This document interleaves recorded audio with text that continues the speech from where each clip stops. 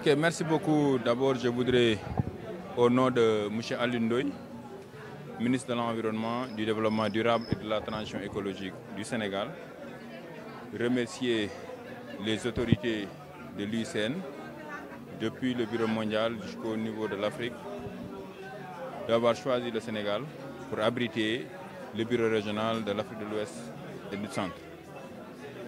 Je suis d'autant plus heureux qu'un de nos compatriotes a été désigné pour conduire les destinées de ce bureau régional. Mais au-delà du bureau régional, le Sénégal va abriter aussi un bureau national où l'équipe sera renforcée pour davantage accompagner le gouvernement du Sénégal.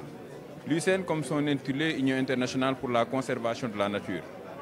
Et je me suis posé un certain nombre de questions quand je suis venu dans les locaux pour leur dire, est-ce que quotidiennement nous contribuons à la conservation de la nature? De par nos actes quotidiens, de par nos manières de vivre, de par nos manières de consommer, est-ce que nous contribuons à la conservation de la nature? Et je pense que c'est des réflexions qui sont là. Nous notons, pour le déplorer, les conséquences désastreuses des changements climatiques, avec des températures qui sont de plus en plus élevées, des inondations de plus en plus accrues. Aujourd'hui, nous sommes pratiquement à la fin du mois d'octobre. Et jusqu'à présent, il y a des zones qui continuent à pleuvoir, ce qui était quasi rare.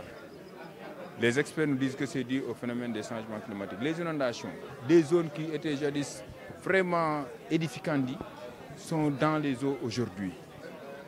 Des forêts qui disparaissent, des espèces fauniques qui disparaissent.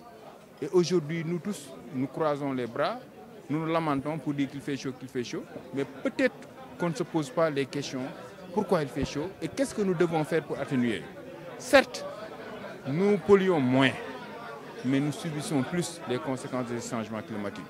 Donc je pense que le chef de l'État a défini des leviers très clairs pour encourager d'abord le reboisement massif au Sénégal. Le reboisement de nos villes, de nos campagnes, des axes routiers, autoroutiers. Parce que l'arbre peut contribuer à l'atténuation et à la séquestration du carbone. Ensuite, développer des projets innovants. Aujourd'hui, le Sénégal est en train de développer des projets dans le transport, à travers le BRT, à travers le TER, qui sont des transports propres, comme on le dit. Mais aussi dans le cadre du mix énergétique. Le Sénégal est l'un des pays qui a un taux le plus élevé de mix énergétique. Aujourd'hui, nous sommes pratiquement à plus de 30%. Et bientôt, nous allons exploiter le gaz, qui est une énergie propre, et que les autorités veulent faire profiter au Sénégal, mais pourquoi pas même aux autres pays qui n'en disposent pas à travers l'exploitation du gaz.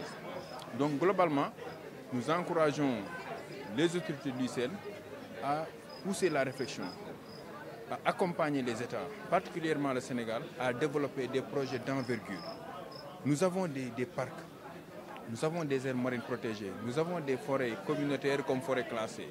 Aujourd'hui, qu'est-ce que l'UICN peut faire pour accompagner l'État du Sénégal dans le cadre de l'élaboration de projets d'envergure qui vont mobiliser énormément de ressources pour renforcer, restaurer notre écosystème, mais conserver aussi notre écosystème pour les zones où jusqu'à présent nous disposons de ressources.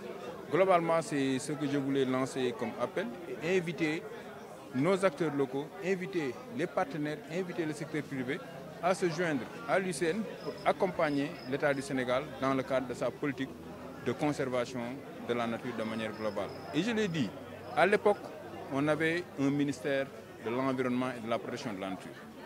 Aujourd'hui, nous avons un ministère de l'Environnement, du Développement durable et de la Transition écologique. Quelques années avant, on avait le ministère de l'Environnement et du Développement durable.